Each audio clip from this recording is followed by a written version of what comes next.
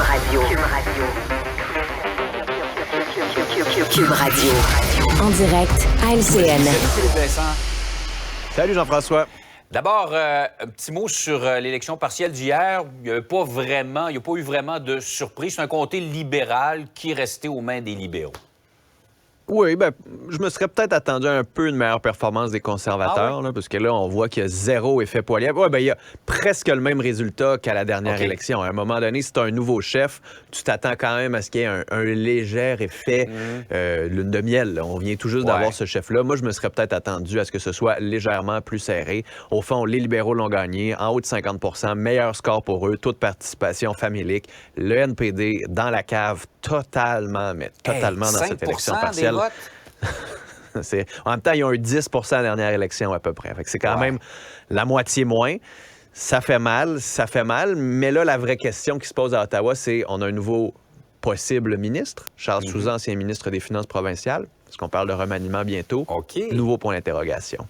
Ça reste dans l'air. Et justement, restons à Ottawa où Jack Meeting, cette entente qui est intervenue, je pense, le printemps dernier avec le gouvernement pour assurer un peu de stabilité, est menacée parce que là, Jack Meeting dit au gouvernement, là, régler la question de la santé avec les provinces. Ouais, mais c'est pas... Tu sais, Jean-François, c'est un peu bizarre parce que il dit régler la question de la santé, mais il dit surtout régler la question des urgences pédiatriques qui débordent. Ouais. Là, tu te dis, OK, mais la santé, ça reste un enjeu de gestion provinciale. C'est les provinces qui gèrent ça. Il y a un cocktail de virus en ce moment. Justin Trudeau n'a pas cette baguette magique-là pour enlever les virus. À un moment donné, c'est partout pareil. Même si on décidait de s'asseoir avec les provinces, de négocier et d'augmenter les transferts, ça ne réglerait pas le problème à court terme. Donc là-dessus, cette demande de Jack Meeting est un peu bizarre. C'est comme s'il décidait de se dire « Hey, ça fait longtemps qu'on n'a pas parlé de moi, il y a un gros enjeu, il faudrait que je parle à ce sujet-là. » C'est pas du tout relié avec les champs de compétences fédéraux, mais en même temps, si j'en parle, peut-être que les gens vont être un peu mêlés sur les transferts, la rencontre et tout ça, puis ça préoccupe le monde, fait que je vais aller en parler. Là-dessus, là, sincèrement, M. Singh marche un peu sur un fin fil de fer, et c'est un peu délicat comme sortie à comprendre puis à bien le suivre. Là. Mais c'est vrai qu'il y a moins de visibilité depuis cette entente-là. Hein? Ben oui. Non, mais tu sais, s'il avait juste dit « Allez vous asseoir, régler les transferts d'ici Noël », ça, c'est une vraie menace. Après ça, une élection partielle qui vient de vivre, la menace est un peu plus difficile. Là, c'est pas clair non plus exactement ce qu'il demande. Veux-tu juste une rencontre?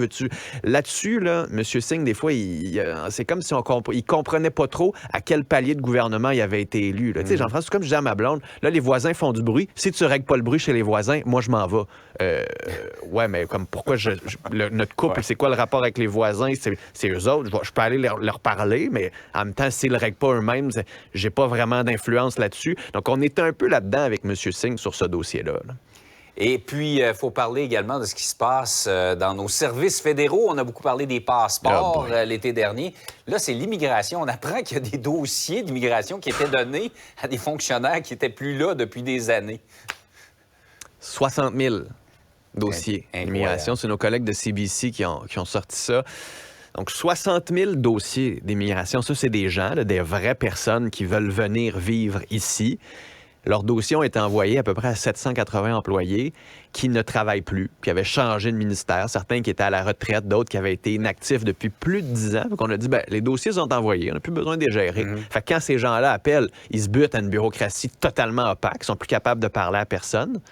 Parce que finalement, les dossiers sont pas là. On a tellement voulu mettre de barrières pour éviter le petit tape dans le dos, puis la petite enveloppe ici, puis l'accélération, qu'on est rendu avec une bureaucratie totalement déshumanisée qui fait en sorte qu'on a un beau bordel à l'immigration. Puis comme tu le disais, il y a eu les passeports, il y a l'immigration. L'immigration, on le voit aussi avec le chemin Roxham, par exemple, le fait que ça prend énormément de temps avant qu'on ait accès à une audience pour pouvoir donner finalement les papiers, pour pouvoir finalement traiter ces gens-là comme il faut. Parce que c'est des demandeurs d'asile, mais encore faut-il traiter et vérifier s'ils sont bel et bien des demandeurs d'asile. Puis je me dis, là, il y a le fédéral qui est tout croche. Il y a la santé, il y a l'éducation, il y a le système de justice. Puis la question, je pense, en 2023, qu'on va beaucoup se poser, puis tu vas me l'entendre la poser souvent, c'est est-ce que l'État est encore capable de donner des vrais services aux citoyens? Est-ce avec que nous, les citoyens... en tout cas, on en doute.